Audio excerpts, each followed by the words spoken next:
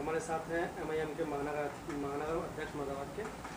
आज हम उनसे बात करेंगे कि आज जो ओवैसी साहब का मुरादाबाद में दौरा रहा है, वह राजनीतिक दौरा जो किस आए हैं यहाँ पर, तो जनता को क्या संदेश देने की कोशिश हुई इसमें? देखिए, बैरिस्टर असदुद्दीन ओवैसी साहब एक जानी मानी शख्सियत हैं। खाली भारत ही नहीं, पूरी दुनिया उन्हें जानती है। वो आज मुरादाबाद में प्रदेश का उनका दौरा था, जो आज मुरादाबाद पे आके ख़त्म हुआ, जो गाज़ियाबाद से शुरू हुआ था। तो आज वो मुरादाबाद आए थे और मुरादाबाद में महान स्वतंत्रता सेनानी शहीद वतन नवाब मज्जू खां, जिन्होंने अंग्रेज़ों को यहाँ से मार मार के भगाया था, ये ओवैसी साहब आज उनके मज़ार पर पहुँचे, वहाँ चादर पोशी करी और फातिहा पढ़ी। आज ओवैसी साहब मुरादाबाद में रहे, जो राजनीतिक सरगर्मियाँ हैं वो थोड़ा पार खड़ा रहा। राजनीति में क्या संदेश दिया गया है? क्या सपा से गठबंधन रहेगा ओवैसी साहब का? अखिलेश यादव जी तो संकेत दे चुके हैं।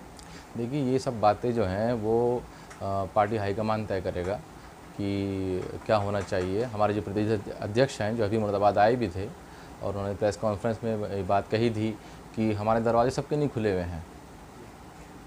तो मुरादाबाद में जो चारों मुस्लिम क्षेत्र, मुरादाबाद मुस्लिम बहुल क्षेत्र है, इसमें जो विपक्षी पार्टियां आरोप लगाती हैं कि ओवैसी साहब वोट कटवाने के लिए आते हैं, तो उसे आप कैसे देखते हैं?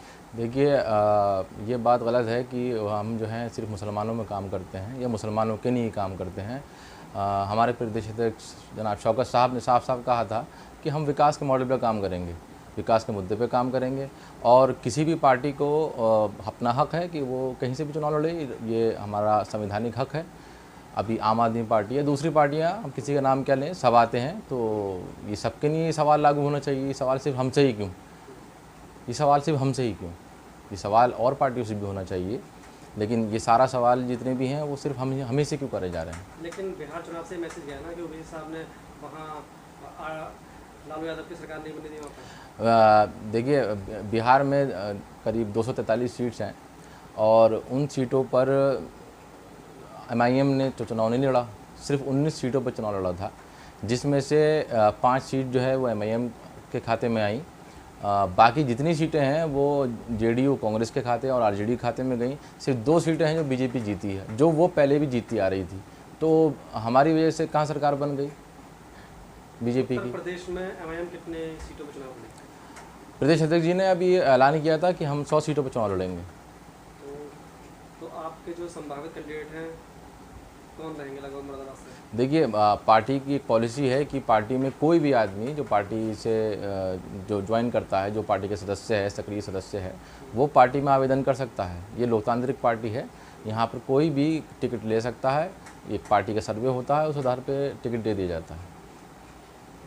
दलित कम्युनिटी आपके संग कितने साथ आपका दे रही है इसमें? बिल्कुल, खाली दलित नहीं, जो भी वंचित समाज है। आज ओवैसी साहब ने ये बात भी कही कि वंचित समाज जो है, खाली मुसलमान ही नहीं, जो भी वंचित समाज है, हम और वो हम, ये हमारी एक ही लड़ाई है, और हम उसको आगे बढ़ाएंगे, और अपना हक और हुकूक की लड़ाई है, ये हिस्सेदारी की लड़ाई है। लेकिन बसपा के साथ आपका कैसा रहता है बात? क्योंकि बहन मायावती जी को मना कर दिया है कि हम किसी पार्टी से गठबंधन नहीं करेंगे यूपी में। ये उनका फैसला है। हमारी पार्टी के दरवाजे, जो प्रदेश अध्यक्ष ने कहा था शौकत अली साहब ने, कि हमारी पार्टी के दरवाजे सबके नहीं खुले हैं।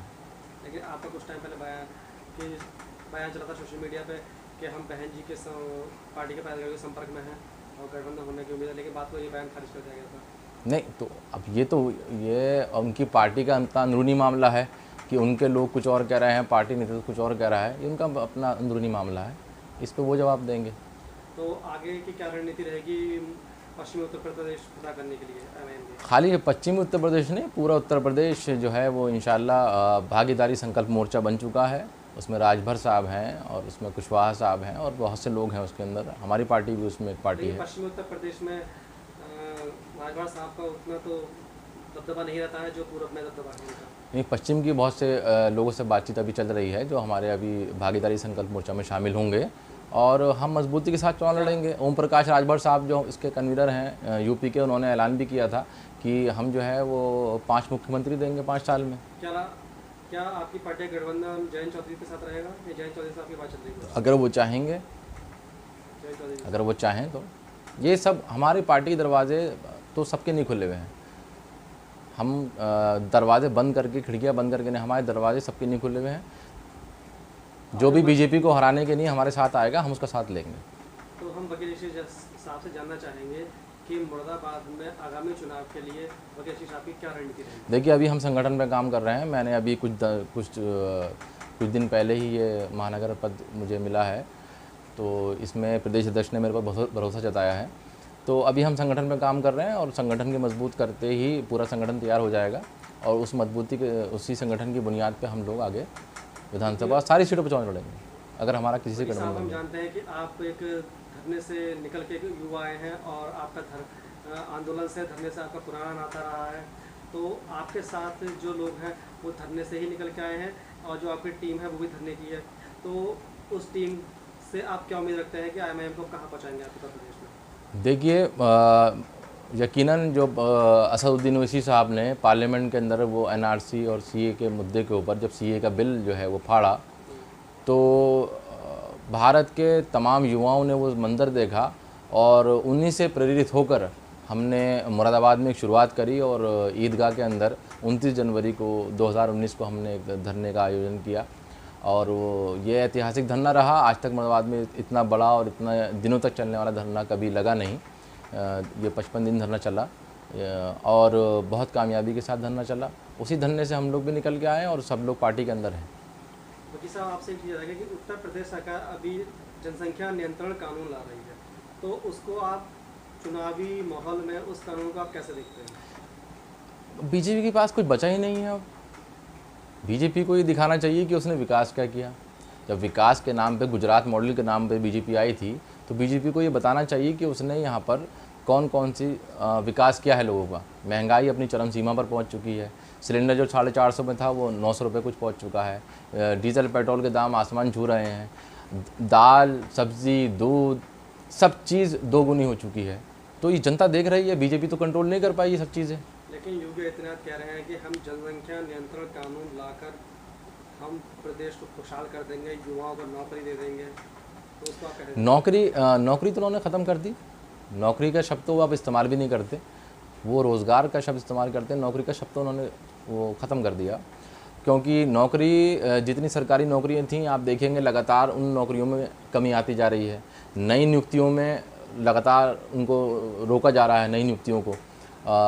तो जो युवा और पढ़ा लिखा युवा रोज़गार के तलाश में, नौकरी की तलाश में अपना अप्लाई भी करे तो उसे नौकरी भी नहीं मिलेगी, क्योंकि वहाँ नौकरी है ही नहीं उनके पास देने के लिए। आप ये मानते हैं कि ये जो बिल जो है ये हिंदू बहुल समाज की दिखाने की कोशिश है कि हम मुस्लिमों को टाइट कर देंगे? हाँ, ये एक वो हमेशा उनके दिमाग में बात रहती है कि उनको ये दिखाना होता है कि किस तरीके से हम किसी एक समाज पर जो है वो हम उस पर दबाव बना रहे हैं, उसको हम दबाव में रखे हुए हैं। ये उनकी सोच है। कोई भी समाज अलग नहीं होता देश से। पूरा देश एक समाज है। अगर आप समाज के किसी एक वर्ग को डराने की, धमकाने की या उसको दबाने की कोशिश करते हैं तो उससे आप देश का नुकसान कर रहे होते हैं। आपसे वकील साहब एक चीज़ हो जाना चाहेंगे कि अभी आतंकवादी घटनाओं के नाम पर लखनऊ से कुछ मुस्लिम युवाओं को गिरफ्तार किया गया है जिन पर देशद्रोह का केस है। तो आतंकवादी संगठनों से उनके संपर्क बताए गए हैं अलकायदा से। तो उसको आप कैसे देखते हैं चुनावी टाइम पर? देखिए, ये सब घटनाएं जितनी भी होती हैं तो ये हमारी एजेंसी उसको फॉलो कर रही होती हैं और उसमें ऐसा नहीं है कि मुस्लिम्स ही जो हैं उसमें पकड़े जाते हैं। कितने में माधुरी दीक्षित का केस है, माधुरी का केस है और भी बहुत से लोगों का केस है जिसमें जो पाकिस्तान के लिए अपना काम कर रहे होते हैं, उसमें बहुत सारे हिंदू शामिल हैं।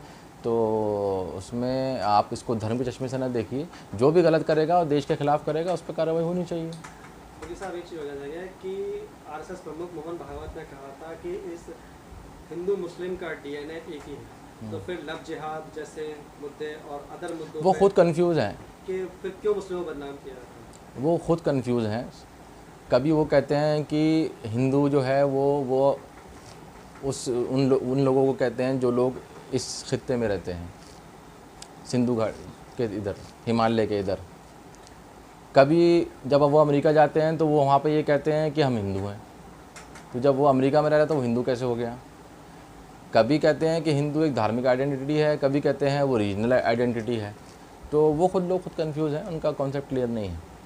क्योंकि जो हिंदू अमेरिका में रह रहा है, जो हिंदू इंग्लैंड में रह रहा है, जो हिंदू दुबई में रह रहा है, तो वो हिंदू कब हुआ फिर? वो सनातन हुआ या क्या हुआ, ये पता नहीं अभी तक। वकील रशीद जी, आपसे लास्ट जवाब में हम ये आ जाएंगे कि क्या वकील रशीद जी आगे संभावित प्रत्याशी हो सकते हैं? देखिए, मैंने पहले भी आपको बताया था कि हमारी पार्टी बहुत लोकतांत्रिक पार्टी है।